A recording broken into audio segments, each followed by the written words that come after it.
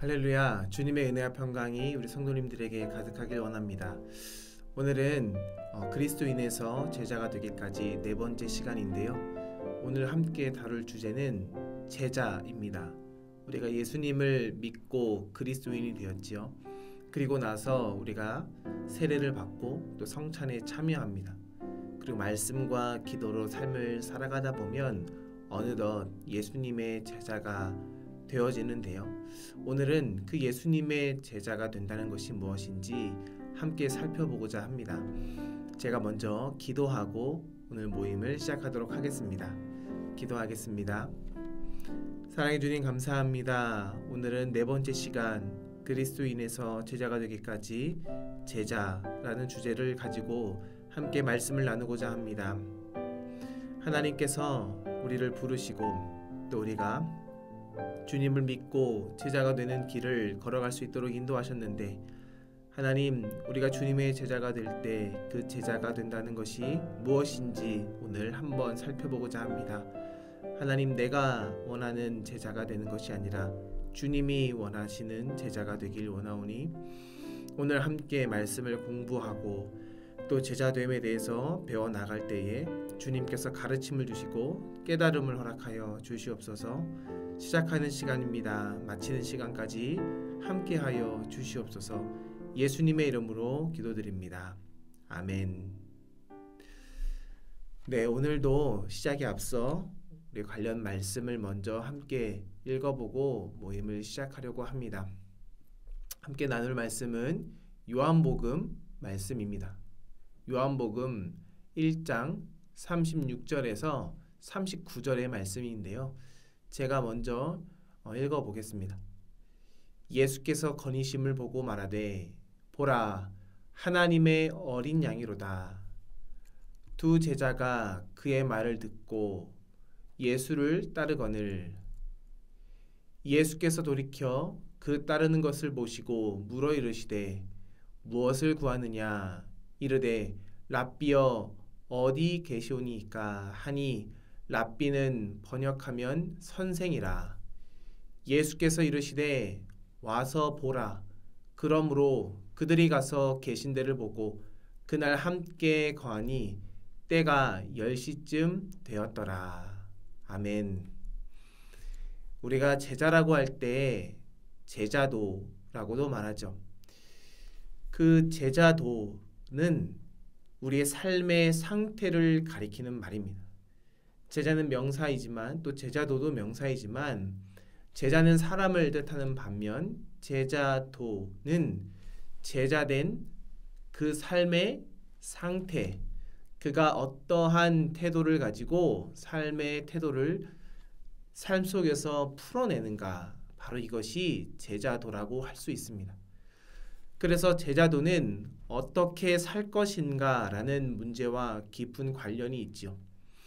우리가 내리는 결단이나 믿는 내용뿐 아니라 우리의 삶의 깊은 곳에서 우리의 삶의 마음의 중심까지 다루는 것이 바로 제자도입니다. 요한복음 시작 부분, 우리가 방금 읽은 본문이지요. 그 내용을 다시 한 번 더 보면 요한복음 1장 38절 39절에 이렇게 나와 있습니다. 38절에 예수께서 돌이켜 그 따르는 것을 보시고 물어 이르시되 무엇을 구하느냐? 이르되 랍비여 어디 계시오니까 하니 라고 말하고 또 39절에 예수께서 이르시되 와서 보라.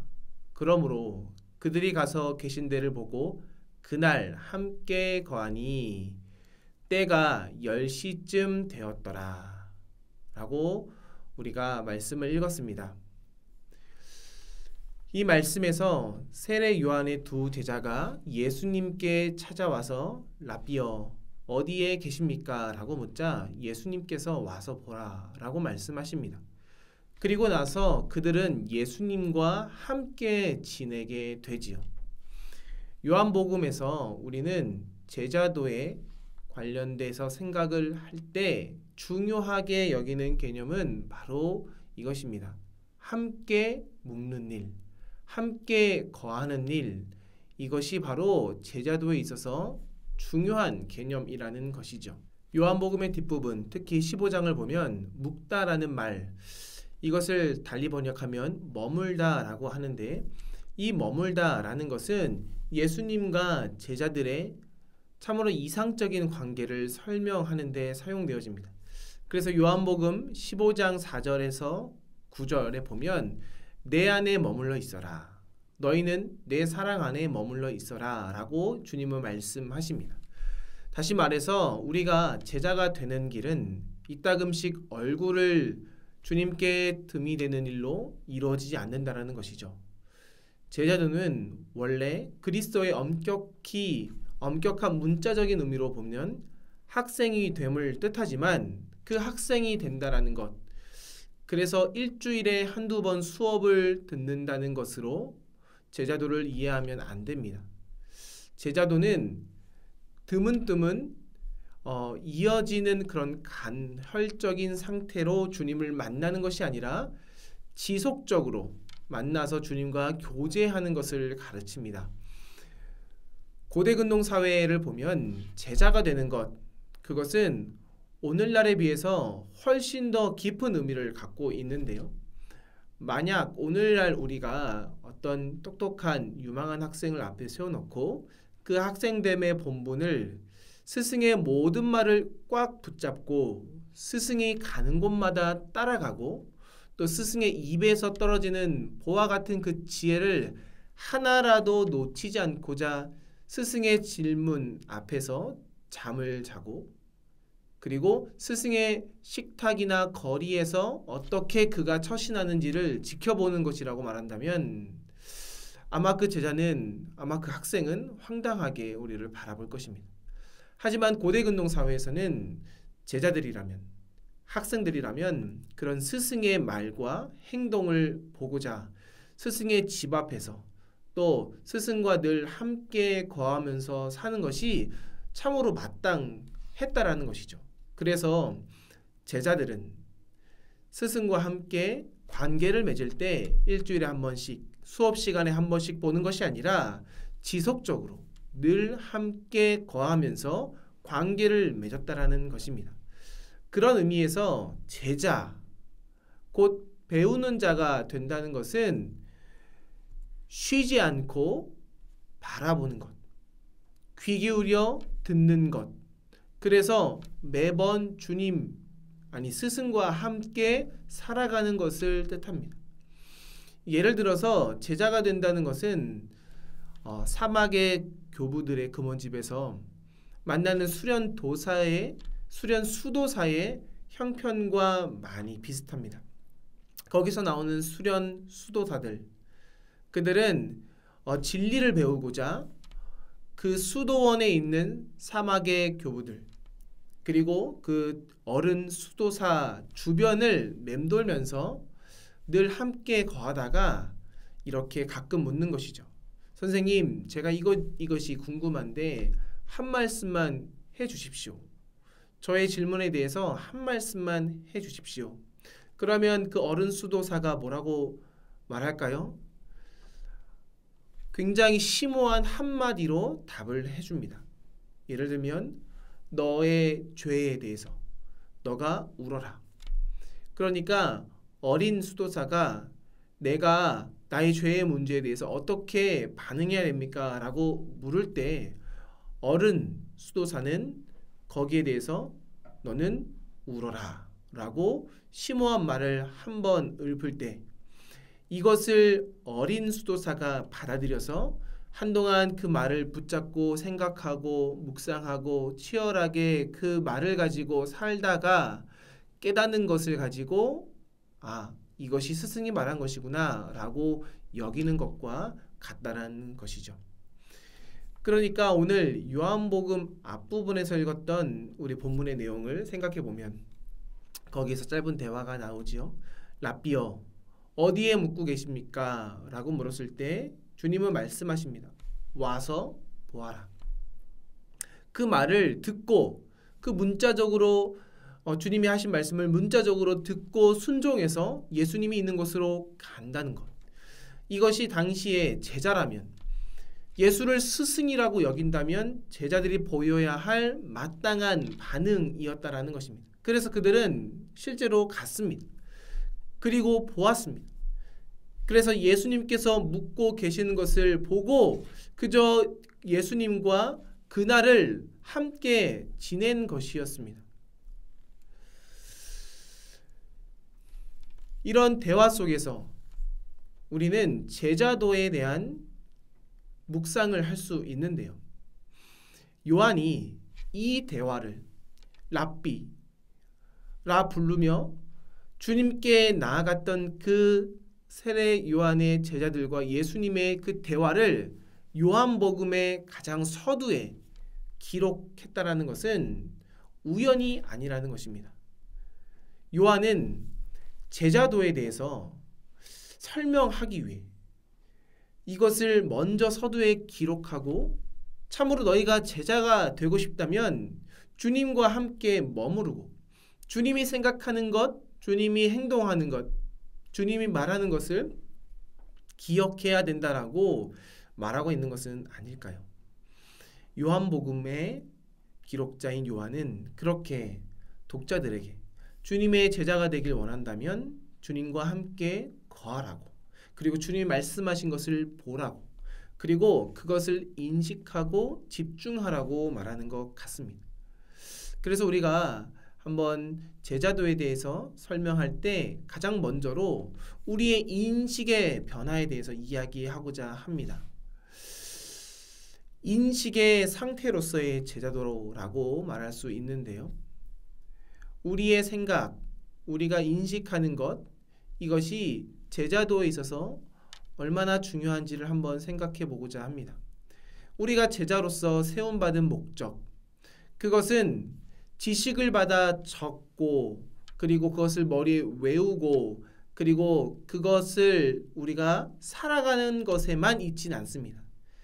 제자로 사는 사람은 주님이 하신 말씀을 내 마음판에 새겨서 결국엔 내 삶이 변화되는 것에 목적이 있다라는 것이죠. 그 결과 전체 세상을 우리가 말씀 안에서 경험하고 그리고 말씀 안에서 이 세상을 이해하는 것입니다.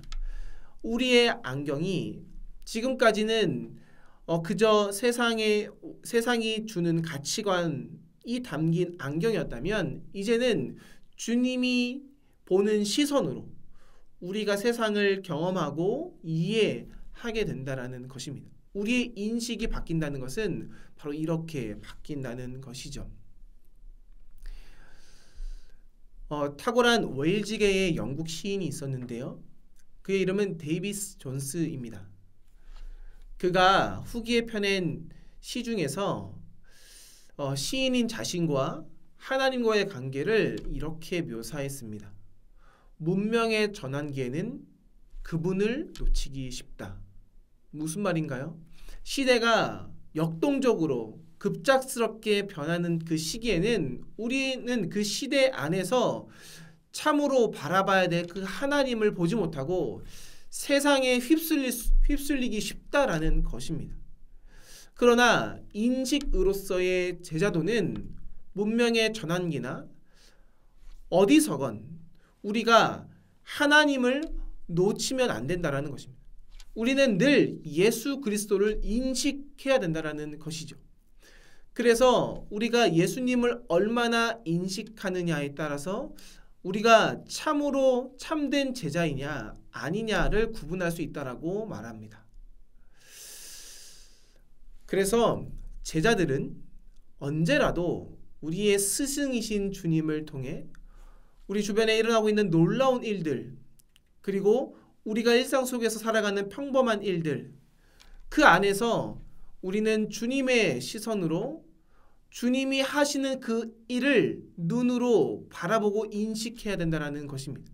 그래서 세상에서 일어나는 놀라운 일들과 평범한 일들 사이에서 하나님께서, 예수님께서 세상을 주님의 빛으로 비추시며 주님의 방식으로 이끌어간다는 것을 기대하는 사람들이 바로 주님의 제자라는 것이죠.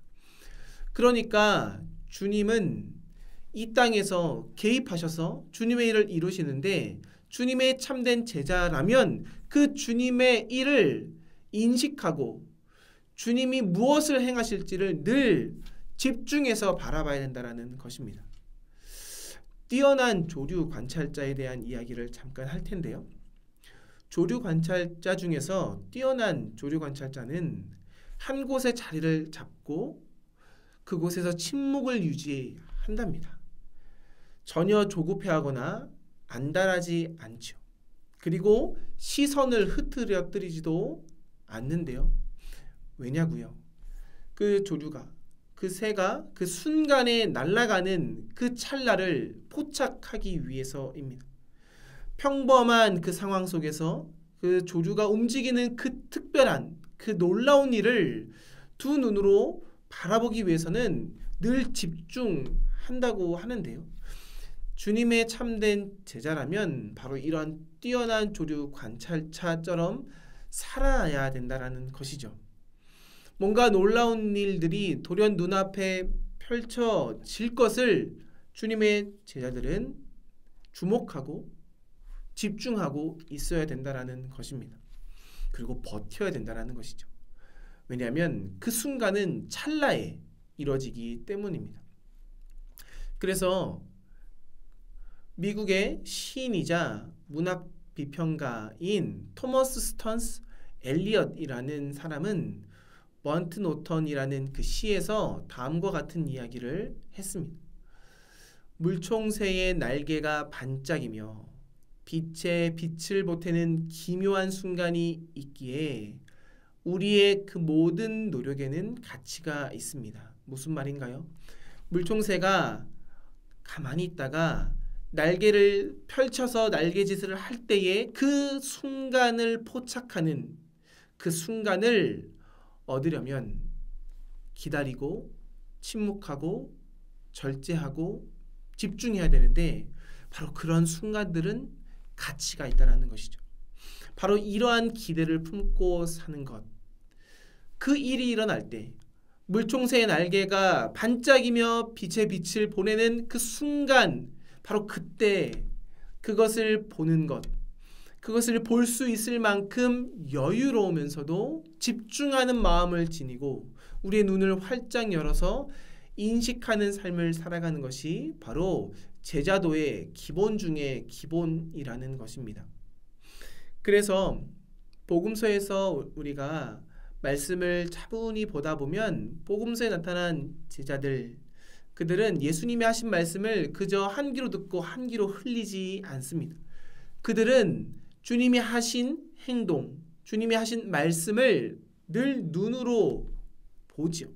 그래서 제자들은 보는 사람으로 그려집니다. 제자는 모든 곳에서 그렇게 주님이 하신 말씀 안에서 그 의미를 찾아내는, 그 실마리를 찾아내는 사람이 바로 제자들입니다. 우리는 이 일들, 바로 이런 제자들의 보는 모습, 이것을 복음서에서 찾아낼 수 있는데요. 예수님의 제자들은 제 나름대로 다양한 방식과 다양한 방법으로 그 예수님의 말씀 안에서 실마리를 찾아냅니다. 예를 들어서 마가복음은 제자들이 실마리를 찾아내는 일에 믿을 수 없을 정도로 둔감한 것을 묘사하고 있죠. 뭐라고요? 제자들이 정말 참으로 예리하게 그 실마리를 찾아내는 것이 아니라 오히려 반대로 제자들이 참으로 우둔하구나, 둔감하구나 라는 것을 묘사해서 서술해 줍니다. 참으로 제자들, 마가복음에 등장하는 제자들은 우둔합니다. 잘 모릅니다. 물총새가 날개를 치는 그 찰나를 봐야 되는데 그것을 놓쳐버립니다. 누구가요? 바로 예수님의 충성된 제자들이, 특히 베드로 같은 사람들. 예수님께서 말씀하신 것을 듣고 놓친 다음에 그것을 놓쳐버렸다라고 말하면서 실수했다라고 고백하는 내용들이 복음서에 참으로 의아하게 많이 나타난다라는 것이죠. 이에 반해서 마가복음이 그렇게 예수님의 제자들이 우둔한 모습을 기록한 것에 반해서 요한복음에서는 제자들이 그의 영광을 보았다라는 표현으로 또 제자들의 그 날카로운 그 모습, 그 면모를 기록하고 있는데요. 요한복음 2장 11절에 보면 그 주님의 영광을 보았다라고 말합니다. 그리고 그들이 예수님을 충분히 인식하고 있고 그리고 깨달아가고 있다라는 것을 또 요한복음에서는 기록하고 있는데요. 그래서 이런 보다라는 주제는 복음서 안에 때로는 부정적으로 때로는 긍정적으로 기록되면서 우리가 참된 제자가 되기 위해서 예수님을 집중해서 보아야 함을 우리에게 이야기하고 있는 것이죠. 요한복음 20장을 잠깐 살펴보고자 하는데요. 요한복음 20장에 보면 베드로가 그리고 사랑받는 제자들이 빈무덤 속으로 들어갑니다. 그리고 거기에 고이 개어져 있는 그 주님이 입었던 수의를 보게 되지요. 요한복음 20장 6절에는 보다라는 동사가 나오는데요. 이 보다라는 동사의 헬라어는 테오레이라는 동사입니다. 반면에 요한복음 20장 8절에 다른 제자들이 예수님을 보았다라고 했을 때 사용되는 이 보다의 헬라어는 에이덴이라는 단어를 사용하지요. 여기서 6절에 나오는 이 보다 테오레이라는 이 보다는요, 이런 뜻이 있습니다. 관찰하다, 감지하다, 깨닫다, 경험하다, 맛보다 라는 의미의 테오레이라는 보다의 동사를 사용하지요. 그러니까 베드로가 보았던 그 봄과 다른 제자들이 보았던 그 봄의 의미는 다른 겁니다. 단지 두 눈으로 그 사실을 보느냐 아니면 그 현상을 보고 그 안에서 담겨져 있는 그 의미를 경험하고 맛보느냐, 그 차이가 다르다라는 겁니다. 그래서 요한복음 20장에는 바로 이러한 봄의 의미에 대한 것을 우리에게 가르치고 있는데요. 참으로 제자들, 예수님의 제자로서 본다라는 것은 이렇게 요한복음 20장 6절에 베드로가 바라봤던 그 봄으로 주님을 바라봐야 된다라는 것입니다. 요한복음에는 이렇게 제자들의 봄에 대해서 이야기할 때, 바라봄에 대해서 말할 때 긍정적으로 말할 때가 많았습니다. 반면에 마가복음에서는 그렇지 않다라고 말했죠. 그래서 우리는 언제나 요한복음은 긍정적으로, 마가복음은 부정적으로만 봤다라고 말할 수 있지만은 사실은 그렇지 않습니다. 제자들이 때로는 주님을 올바르게 인식할 때도 있었고, 우둔하게, 미련하게 주님을 제대로 보지 못하고 주님을 따를 때도 있었다라는 것이지요. 마가복음에는 좀 더 부정적인 모습으로 그것을 부각했다면 요한복음에는 이것을 보다 긍정적으로 표현하고 있다 정도로 우리가 알면 될 것 같습니다. 사실 우리가 신앙생활 하다 보면 예수님의 제자로 또 주님을 따르겠다라고 고백하면서도 우리가 예수님을 바라볼 때 우리도 어쩌면 마가복음 같이 우둔하게, 내가 어떻게 그렇게 우둔하게 어리석게 주님을 바라볼 수 있었지? 라고 생각하면서 우리가 때로는 미련하게 신앙생활하고 온전히 주님을 따르지 못하는 모습도 보게 됩니다. 그러나 우리가 주님을 바라보고자 노력했을 때 요한복음에 나타난 그 제자들처럼 주님을 온전히 보고 믿고 주님이 원하시는 그런 제자의 모습으로 주님을 따를 때도 있지 않습니까? 그러니까 우리도 비슷하다라는 겁니다.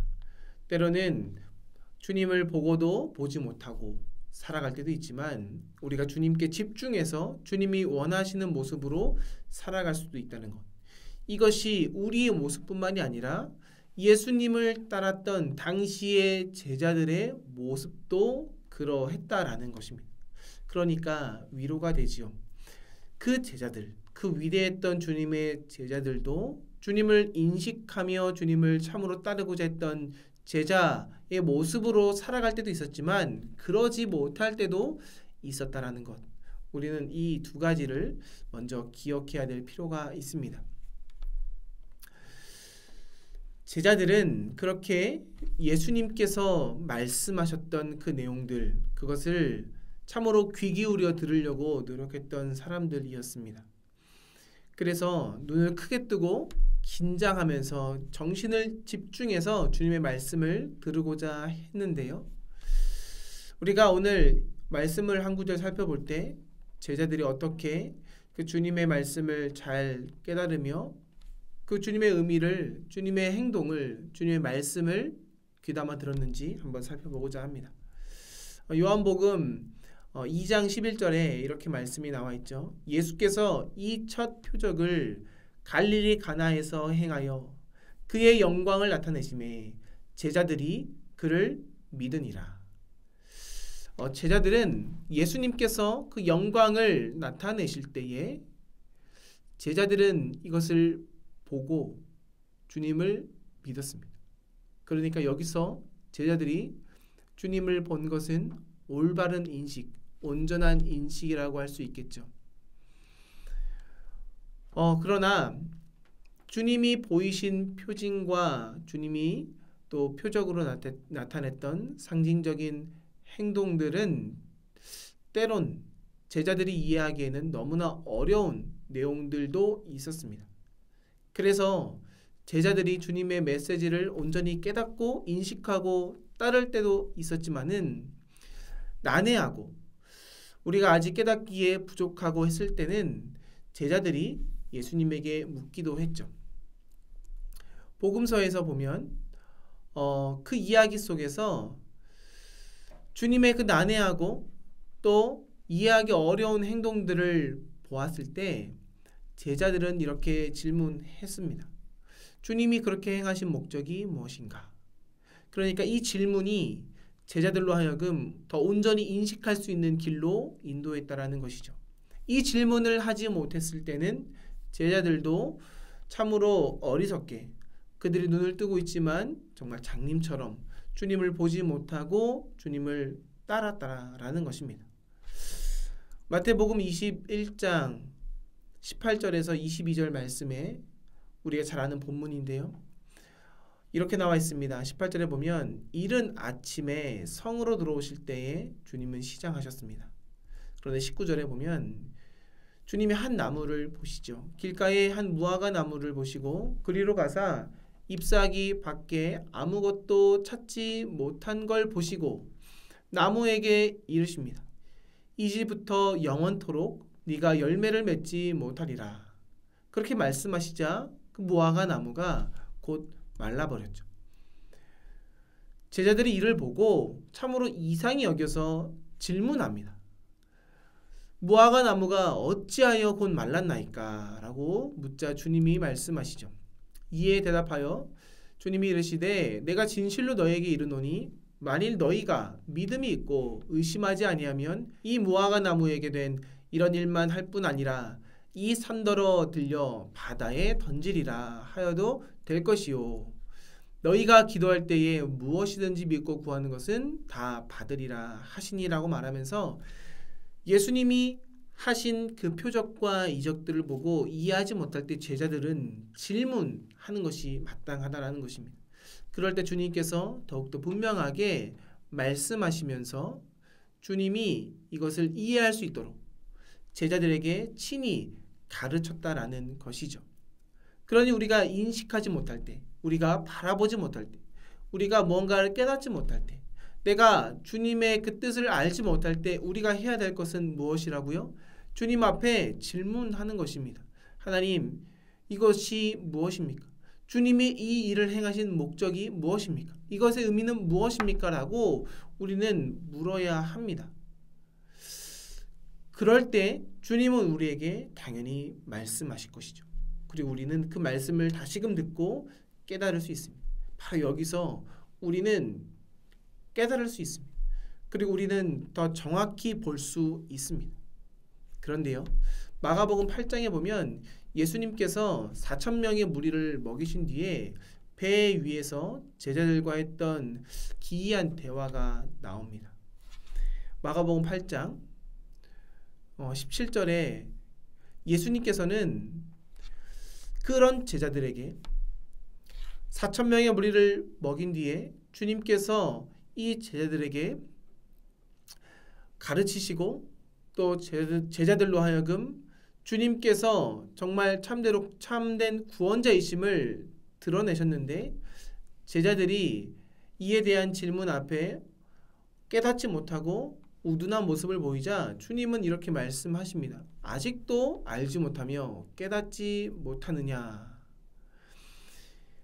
주님은 제자들이 깨닫지 못했을 때 처음에는 가르치기도 하셨지만 나중에는 주님이 한탄해하면서 서글프게 말씀하십니다. 너희가 아직도 깨닫지 못하느냐. 마가복음 8장 17절 말씀을 보십시오.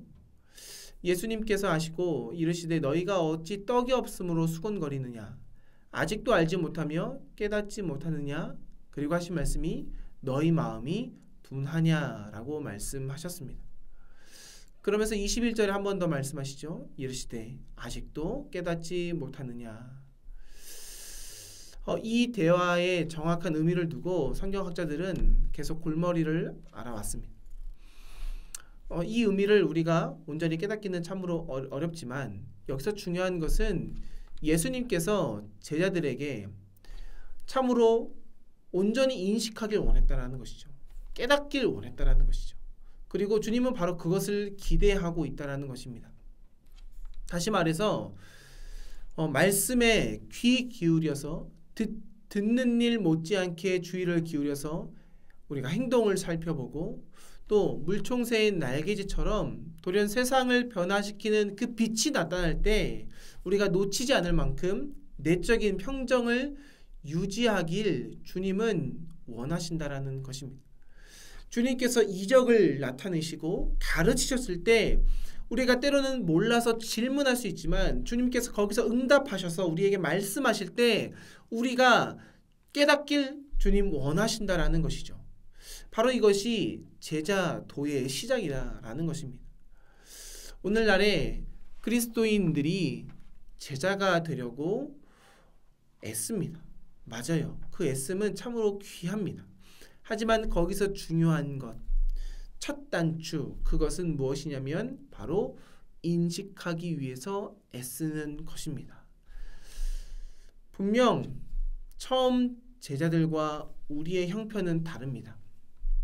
우리는 주님께서 부활하신 이후에 그리고 그 이후에 시간이 많이 지난 다음에 주님을 알게 된 주님의 제자들이죠. 어쩌면 우리가 예수님을 더 알기에는 좀 어려운 환경일 수 있습니다. 하지만 우리가 유리한 것이 있다면 우리 손에는 말씀이 있죠. 그리고 주님이 우리에게 성령을 선물로 주셨습니다. 그래서 우리에겐 말씀과 또 성령님 그리고 기도를 통해서 또 오늘날 2000년 동안 시간이 지나면서 많은 믿음의 선배들이 기록해 놓은 그런 작품들과 또 서적들을 통해서 우리는 보다 주님을 쉽게 이해할 수 있습니다. 하지만 더 중요한 것은 무엇이냐면 그 말씀 그리고 성령님 그리고 많은 서적들 이것들 자체가 중요하기보단 우리가 이것을 취득해서 이것을 보고 주님을 인식하기 위해서 노력해야 된다는 것이죠. 그래야만 우리가 제자가 될 수 있습니다. 그런데 꼭 이것만이 전부가 아니죠. 우리가 주님을 인식하고자 할 때 우리에게 참으로 도움이 되는 것이 있다면 바로 우리 주변에 있는 그리스도인들입니다. 예수님을 잘 믿고 그리고 예수님을 잘 보고 있는 제자된 삶을 살아가고 있는 그들, 바로 그들이 우리에게 도움을 준다라는 것이죠. 그래서 우리가 기억해야 될 것은 우리가 교회 안에서 공동체 안에서 사람을 만날 때 우리는 그 사람 그리고 그 모임 그 교회 더 쉽게 말하면 우리 신강교회 안에서 만나는 작은 모임 그리고 만나는 소중한 우리의 성도님들 하나님께서 이 모임과 이 사람을 나에게 주신 이유가 무엇인가 그 목적이 무엇인가를 우리가 물어야 된다라는 것입니다. 하나님께서 나에게 하나님 내게 신광교회 안에서 여전도회를 남성교회를 그리고 교회 학교를 만나게 하신 그리고 그 모임에 참여하게 하신 이유가 무엇입니까? 하나님 나에게 이러한 이웃을 주신 이유가 무엇입니까? 하나님은 바로 그 한 사람 그리스도인 한 사람을 통해서도 나에게 제자된 삶이 무엇인지 가르치길 원하시기 때문입니다. 그래서 우리는 말씀과 성령 그리고 기도와 한 가지 더 우리의 이웃 그리스도인들 그리고 교회를 통해서 우리는 참으로 주님을 더 잘 인식할 수 있습니다. 우리가 그들을 향해 우리가 그것을 향해 우리가 성령님을 향해 우리의 마음을 개방할 때 우리가 보다 더 인식하고자 노력하여 질문할 때 우리는 제자도 우리의 삶의 그 태도 예수님의 관점으로 세상을 보는 그 시각을 얻을 수 있다라는 것입니다. 그래서 예수님께서 지금 여기에서 내게 주시는 것이 무엇인가 라는 물음 우리는 이것을 당장 시작해야 합니다. 우리가 참된 제자가 되기 위해서는 예수님께서 지금 여기서 내게 주고자 하는 것이 무엇일까 라는 질문을 하면서 삶을 살아가야 된다라는 것이죠. 그 삶이 우리의 삶 속에서 계속해서 반복되어질 때에 우리가 문자적인 제자가 아니라 참으로 인식하는 제자로서 주님이 원하시는 그런 깨닫는 제자로서 거듭날 수 있다라는 것이죠. 그런 인식, 기대, 삶의 상태로서의 제자 이것을 한마디로 표현한다면 따르는 사람입니다. 누구를 따른다고요? 예수님을 따르는 사람 바로 이것이 제자입니다. 귀 기울이고 인식하고 기대하는 마음으로 주님이 오늘 나에게 역사할 것을 기대하는 마음으로 삶을 살아가는 것이 참으로 참된 제자라는 것이죠. 바로 그러한 사람들에게 주님은 주님의 그 표징과 주님의 그 가르침을 매일매일 일상에서 나타내신다라는 것입니다. 복음서에서 주님께서 가신 곳을 살펴보면 그곳에 우리는 그곳에서 바로 한 가지를 깨달을 수 있는데요. 주님이 가신 그곳에 우리도 당연히 가야 하는데 주님이 가신 그곳에 때로는 우리가 가는 것이 참으로 불편하다라는 것입니다. 주님이 가신 그곳이 어디죠? 병든 자가 있는 곳, 소외된 자가 있는 곳. 더불어서 주님은 십자가의 그 현장에 있었습니다. 십자가의 그 처형의 현장에 주님은 가셨습니다. 그럼 우리도 그 자리에 갈 수 있을까요? 정말 마음 편안하게 그 자리에 갈 수 있을까요? 아마 마음이 불편할 것입니다. 그래서 우리가 주님을 따를 때 자기 십자가를 지고 따르라 라고 주님은 우리에게 말씀하고 있는 것입니다. 그러니까 주님을 참으로 따른다는 것, 제자가 된다라는 것은 정말 어려운 결단입니다. 여기서 잠깐 누가복음 14장 말씀을 살펴보려고 하는데요. 이 말씀에서 예수님께서는 제자들이 어떻게 살아서는 안 되는지 계속해서 힘주어 말씀하십니다. 참으로 감당하기 힘겨운 말씀을 하시는데요. 누가복음 14장 26절에 이렇게 나옵니다. 무릇 내게 오는 자가 자기 부모와 처자와 형제와 자매와 더욱이 자기 목숨까지 미워하지 아니하면 능히 내 제자가 되지 못할 것이다. 그러니까 제자가 된다는 것이 이처럼 할 수 없을 만큼 어렵다라는 것입니다. 그러니까 누가복음 14장 전체에는 바로 이렇게 제자가 되는 것이 참으로 어렵다라는 것을 계속해서 말하고 있는데요. 요점은 이렇습니다. 우리가 주님 계신 곳에 함께 하려고 할 때에 우리 생각에 참으로 자연스럽고 평안한 일로 떠오르는 것들만으로는 우리가 있게 될 그 자리가 어떤 곳인지 결코 알 수 없다라는 것입니다.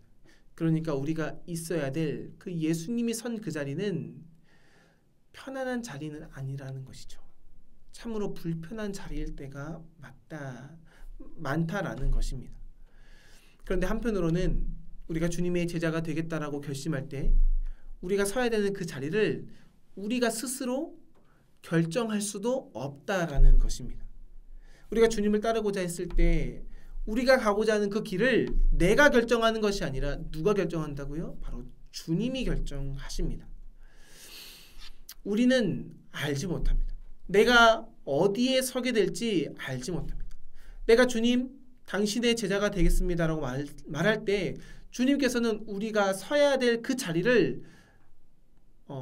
자리로 인도하십니다. 우리가 서야 될 그 자리로 인도하십니다.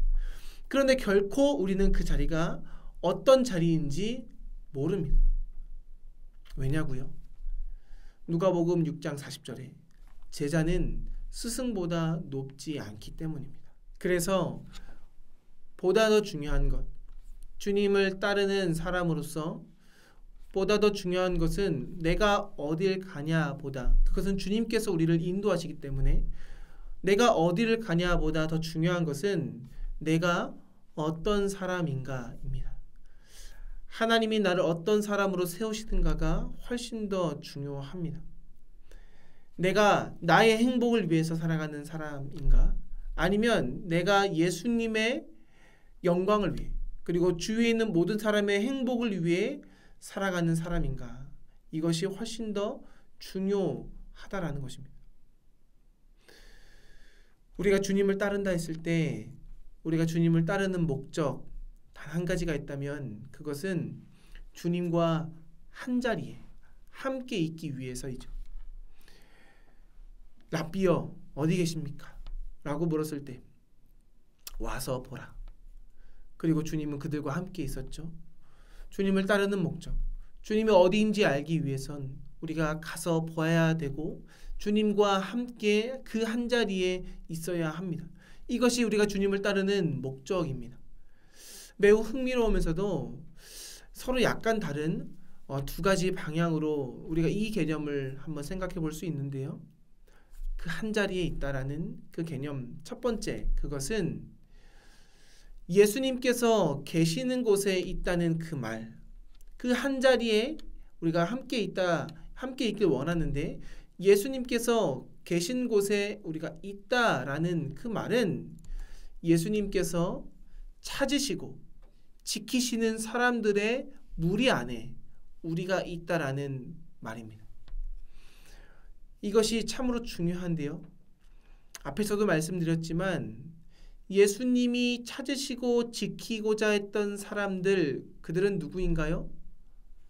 소외된 사람들, 멸시당하는 사람들, 불행한 사람들, 그리고 자기 혐오에 빠진 사람들, 나아가 가난하고 병든 사람들입니다. 우리가 주님이 계시는 곳에 있다라는 것, 근데 그 자리는 어디냐면 바로 이러한 사람들이 모인 곳, 주님은 바로 거기 계시는데 주님을 참으로 따르고자 했을 때 우리가 결국 있어야 될 자리는 바로 이러한 자리가 될 수 있다라는 것입니다. 우리가 예수님을 따른다 할 때 간헐적으로 예수님을 방문한다라는 것이 아니다라고 했죠. 지속적인 관계를 맺는다라고 했지요. 그렇게 지속적으로 주님을 찾고 함께 한다면 우리는 바로 이러한 사람들의 무리 속에 결국엔 속하게 된다라는 것입니다. 우리가 원하는 무리를 선택하지 않습니다. 이건 제자가 아니죠. 우리가 어떤 무리, 어떤 공동체를 선택한다 할 때 그것을 선택하시는 분은 내가 아니라 예수님이십니다. 그래서 내가 있는 이 자리는 내가 원해서 있는 것이 아니라 주님께서 나를 그 자리로 보내셨다라는 것입니다. 바로 여기서 우리는 누구를 찾아봐야 될까요? 소외된 사람들, 그리고 홀로 있는 사람들, 그리고 갈등 가운데 있는 사람들, 그리고 힘들고 좌절한 사람들을 찾을 때 그때서야 우리는 주님을 바르게 인식할 수 있고 주님이 계신 그 자리에 설 수 있다라는 것입니다. 이런 까닭에 예수님을 참으로 잘 믿고 그리고 주님을 잘 따르는 믿음의 제자들은 자신이 원치 않더라도 주님이 원하는 사람들을 만나게 됩니다. 이런 것들을 자주 경험하게 됩니다. 그러니까 내가 소외된 사람들을 자주 만난다. 이것은 내가 주님을 잘 믿고 주님의 제자로 잘 성장하고 있다라는 것을 반증하고 있다라는 것을 기억하시면 됩니다. 참으로 주님의 제자들은요, 복음을 전하기 위해서 땅 끝까지 갔습니다. 그리고 그들은 낯선 사람들 앞에서 그들은 스스로 놀랐을 것입니다.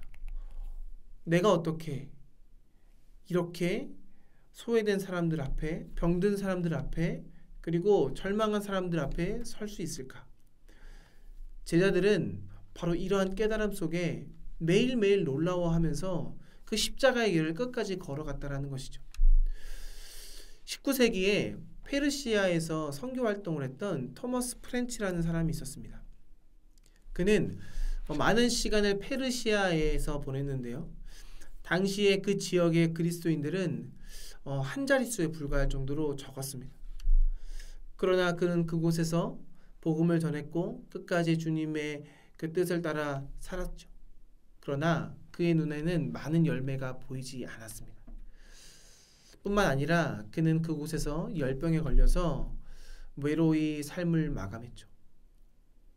많은 사람들은 말합니다. 그는 열매도 없었고 그의 죽음은 참으로 외로웠는데 그의 삶이 의미 있었을까? 그런데 후에 사람들은 그분의 삶을 다시금 재평가합니다. 이렇게 질문하면서 그의 삶을 재조명했는데요. 무엇이 그를 그 페르시아로, 그 열매 없는 땅으로 인도했을까? 거기에 대한 답을 그들은 이렇게 찾았습니다. 예수님께서 바로 그곳에 계셨기 때문에. 예수님께서 바로 그곳에 계셨고 자기도 그 예수님과 함께하고 싶다라는 그 열망이 컸기 때문에 그는 바로 그곳에서 삶을 마감할 수 있었다라고 말이죠. 그래서 이 이야기를 통해서 많은 선교사들이 열매가 없더라도 아무도 자기를 알아주지 않더라도 전 세계 곳곳으로 선교를 위해서 주님을 위해서 떠났다라는 것을 우리는 알 수 있었습니다. 바로 이 재조명 속에 많은 선교사들이 열매가 없더라도 끝까지 복음을 위해서 그곳에서 선교를 했었던 것이죠. 그 토머스 선교사가 바로 그곳에 있을 수 있었던 것은 그 무엇보다도 예수 그리스도의 무리 안에 있길 원했기 때문입니다. 그는 예수님께서 찾으시고 또 예수님께서 생명 주시기를 원하셨던 사람들과 함께 어울리고 그들을 깊이 사랑했습니다. 그가 했던 것은 분명히 실패였습니다. 그가 전했던 복음은 사람들이 보기에는 실패로 보였을 수도 있습니다. 하지만 그 실패의 드라마가 십자가 위에서 버림받은 예수님의 실패처럼 그의 마음속에는 그렇게 그 실패도 의미 있는 사건으로 다가오지 않았을까요? 그러니까 우리는 결과에 따라 움직이는 사람들이 되어서는 안 됩니다. 더 중요한 것은 예수님이 그 자리에 계시기 때문에 우리는 그거 하나만으로도 바로 그 자리에 서기에 충분한 이유가 된다라는 것입니다. 예수님과 함께 일하는 그 사역, 그 일에 따르는 또 한 가지 훨씬 더 중요한 것이 있는데요. 요한복음에서도 이것을 거듭 중요하게 강조하고 있습니다. 그것은 요한복음 12장 26절에 나와 있는데요. 이렇게 나와 있습니다. 사람이 나를 섬기려면 나를 따르라. 나 있는 곳에 나를 섬기는 자도 거기 있으리니 사람이 나를 섬기면 내 아버지께서 그를 귀히 여기시리라. 주님은 나 있는 곳에서 나를 섬기는 자도 거기 있으리니 라고 말씀하셨습니다. 그런데 요한이 복음서 앞부분에서 하는 말에 의하면 예수님께서 계신 곳은 아버지의 품속이라고 말합니다. 요한복음 1장 18절에 이렇게 말했는데요. 본래 하나님을 본 사람이 없으되 아버지 품속에 있는 독생하신 하나님이 나타내셨느니라. 예수님이 어디 계셨다고요? 아버지의 품속에 계셨습니다. 예수님이 계신 곳, 우리는 바로 그곳에 우리도 있어야 합니다. 우리는 그분이 계신 곳에 함께 해야 합니다. 그곳은 앞에서도 말씀드렸다시피 바로 가난한 자, 소외된 자, 병든 자, 정말 세상에서 빛이 필요한 그곳에 우리는 가야 합니다. 하지만 그것만으로는 부족합니다.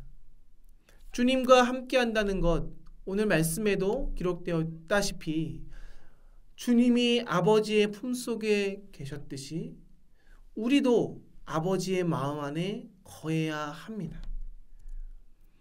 아버지의 마음에 거할 때야 우리는 주님을 따를 수 있습니다. 그러니까 두 가지 다 중요한 것이죠. 우리가 사랑을 실천하는 것도 중요하지만 우리가 제자가 되기 위해서는 우리는 하나님의 사랑 안에도 거해야 합니다. 요한복음을 보면 제자들이 주님이 하신 일을 본받아서 행하는 방식, 이것과 더불어서 예수님께서 아버지와 자신의 관계에 관해서 묘사하시는 것, 이 두 가지를 굉장히 긴밀하게 연결하고 있습니다. 그러니까 주님을 위해서 이 땅 가운데 복음을 전하고 주님이 계시는 그 자리에 내가 가는 것에 더하여서 우리는 주님이 아버지와의 관계 속에서 이뤘던 그것을 우리도 이루어야 된다는 것이죠. 요한복음 5장 19절 말씀을 볼까요? 그러므로 예수께서 그들에게 이르시되 내가 진실로 너희에게 이르노니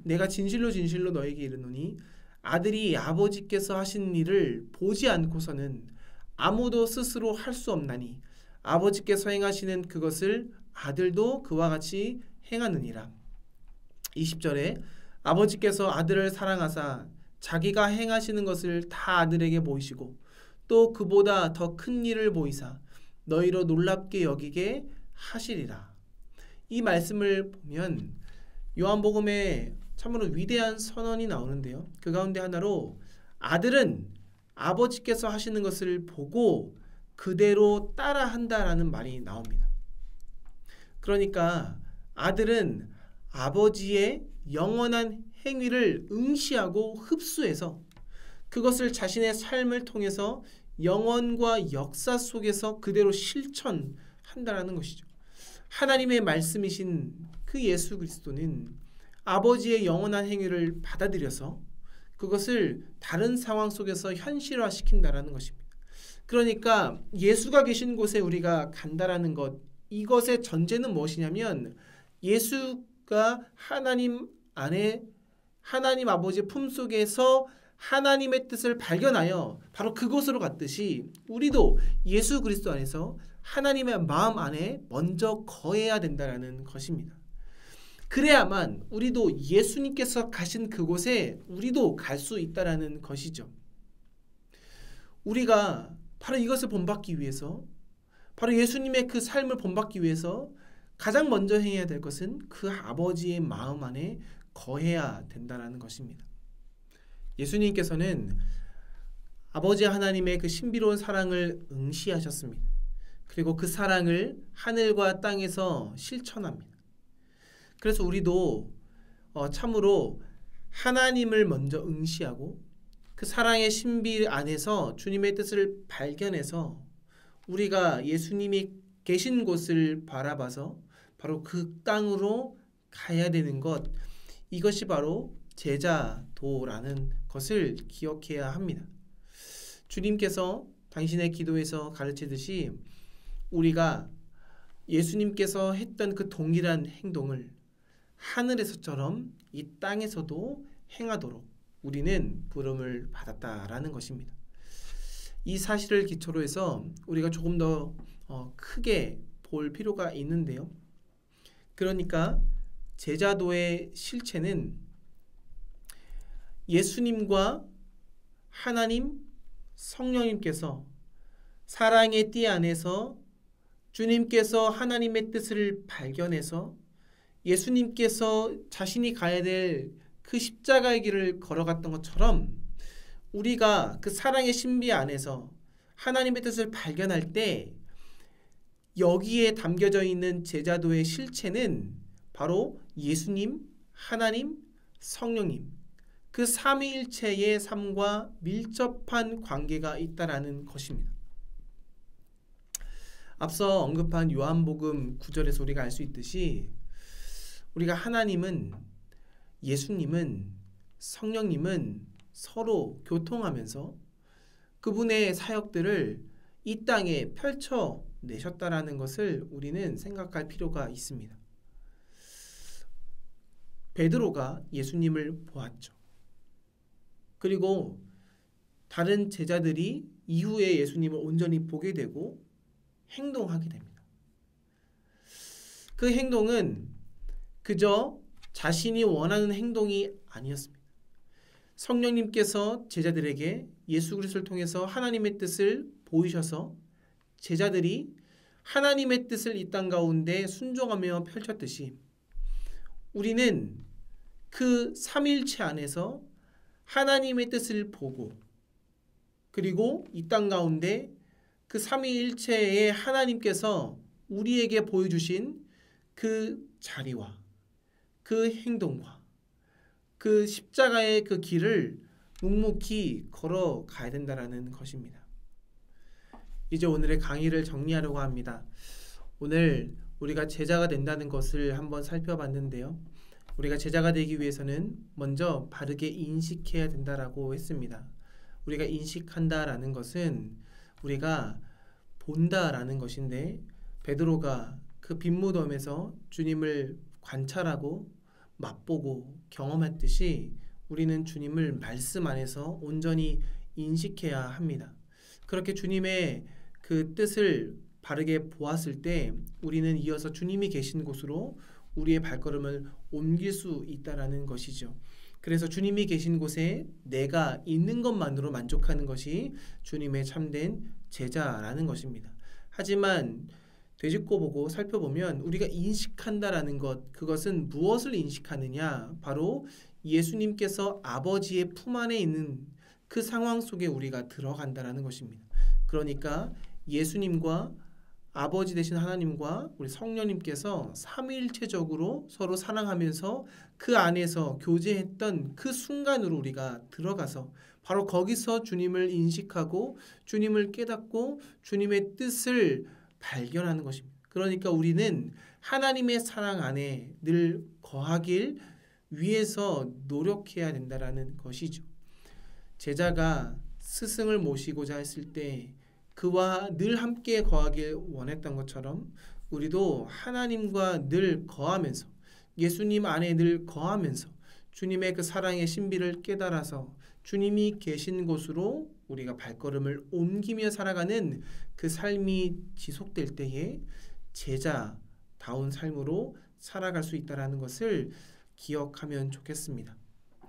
오늘 우리 함께 긴 시간 동안 제자, 도에 대해서 함께 살펴봤는데요. 이 시간 함께 공부했던 그 내용들 기억하면서 우리 이 시간 잠시 기도하면서 오늘의 강의를 마쳤으면 좋겠습니다. 하나님께서 그리스도인으로 주님의 자녀로 우리를 부르셨습니다. 그렇다면 주님은 우리가 나아가서 이제는 참된 제자로서 삶을 살아가길 원하실 것입니다. 과연 나는 주님의 참된 제자로서 주님을 따르고 있는 것인지, 아니면 내 뜻대로 주님을 보지만 장님처럼 보지 못하는 제자로서 살아가는 것인지 한번 살펴봤으면 좋겠습니다. 우리는 지금 무엇을 보고 있나요? 주님은 우리가 무엇을 보길 원하실까요? 우리가 참으로 온전히 주님을 인식할 때 우리는 믿음의 제자가 될 줄로 압니다. 그래서 오늘 함께 기도할 때 하나님, 제가 믿음으로 보고 믿음으로 주님이 계신 곳에 나 또한 있길 원한다고 기도하길 원합니다. 우리 이 시간 함께 잠깐 1분 동안 기도하고 제가 기도하고 마치겠습니다. 기도하시겠습니다.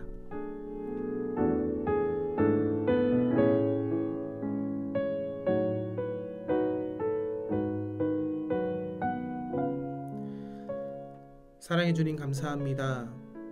우리를 부르시고 또 제자로 세우셨는데 하나님 아버지 그 은혜에 우리가 참으로 감사할 뿐입니다. 하지만